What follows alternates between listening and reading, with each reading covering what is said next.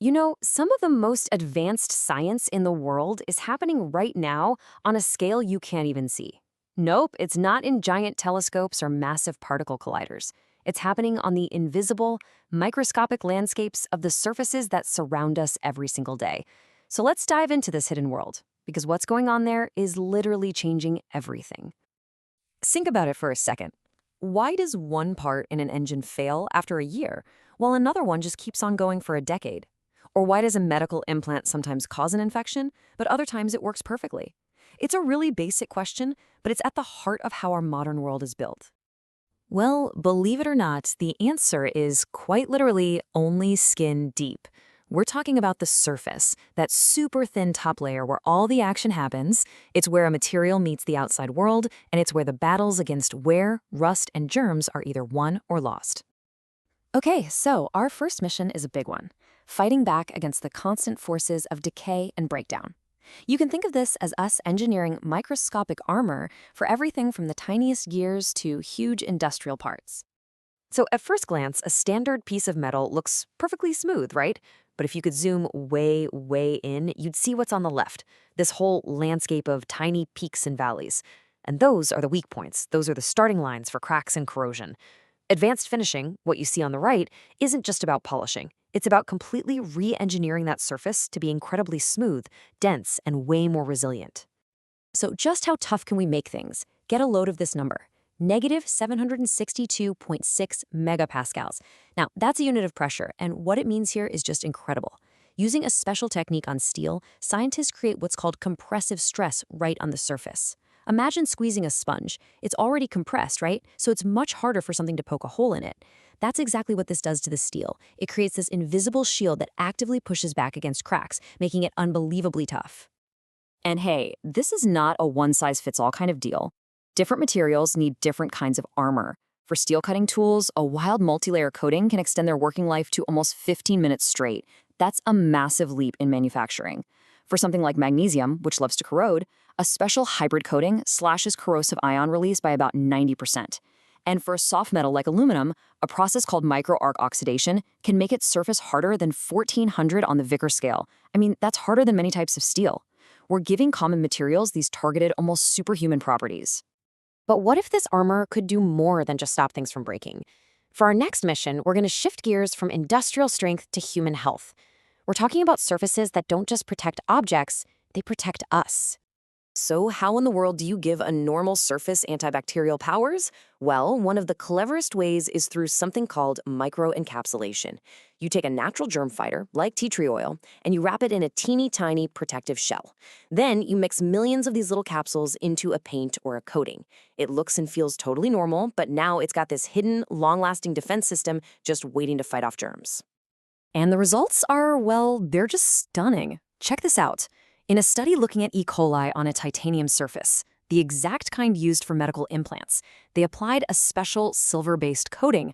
The result? It blocked over 96% of the bacteria from ever even attaching to the surface. In the battle against dangerous hospital infections, that is an absolute game changer. And this tech isn't just for fancy medical labs. Researchers use the same idea, microcapsules with tea tree oil, in a simple top coat for pine wood. And what happened? It gave the wood real, significant antibacterial properties that lasted for months.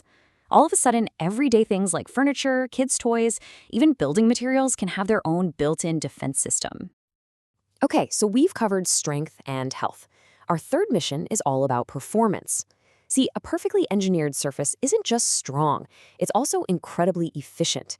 And that helps us save energy and cut down on friction in basically everything we build. Now, to really get this, we need to talk about something called surface drag. It's just what it sounds like, the friction that a fluid, like water or air, feels when it moves across a surface. The rougher the surface, the more energy it takes to get past it. I mean, think about the dimples on a golf ball or the skin of a shark. Nature has been playing with surfaces to manage drag for millions of years. And we're learning to do the same thing. This quote here is from a study on huge industrial pipelines. By putting a super smooth nickel coating on the inside walls, engineers can massively reduce the friction of the fluid flowing through. Now that might sound small, but multiply that little bit of energy savings by thousands of miles of pipeline, running 24/7. The impact isn't just big, it's enormous. We're talking incredible savings in energy and money. Now, let's zoom in from the huge pipeline to the tiny micro level. In high-speed precision machining, what do you think causes a cutting tool to wear out? You'd probably guess it's just the speed, right? But that's not the whole story. The single biggest factor, at over 46%, isn't speed, it's the feed rate, basically how aggressively the tool is being pushed into the material. It's the intensity of that surface-on-surface contact that matters most. You control that, you control efficiency. And this is where it gets really counterintuitive and kind of cool. To make something like a piston skirt in an engine more efficient, you actually don't want it to be perfectly smooth. Research shows that by engineering a very specific microscopic waviness into the surface, you get these incredible results.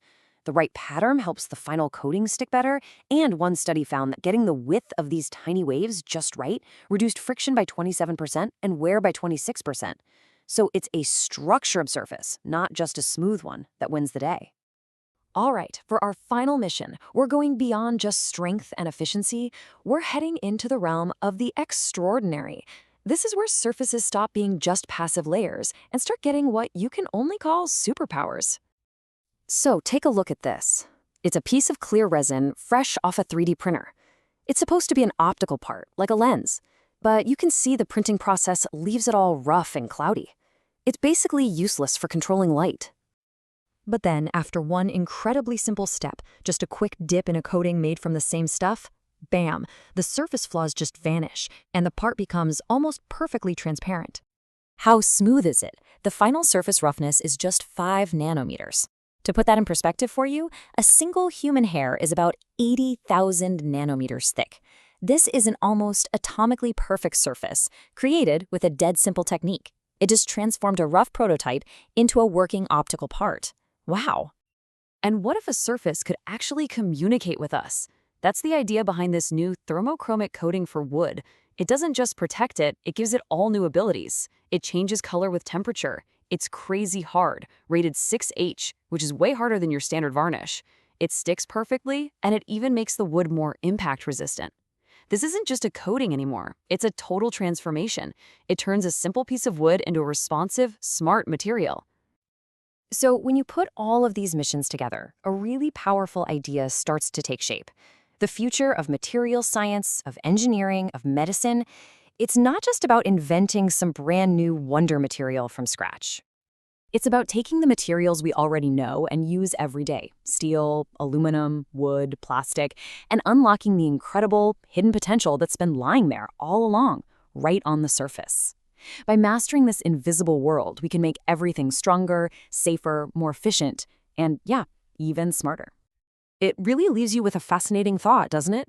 As we keep searching for the next big wonder material, what if the most powerful breakthroughs of all aren't about discovering something new, but about mastering the invisible, hidden potential of the surfaces that already surround us every single day?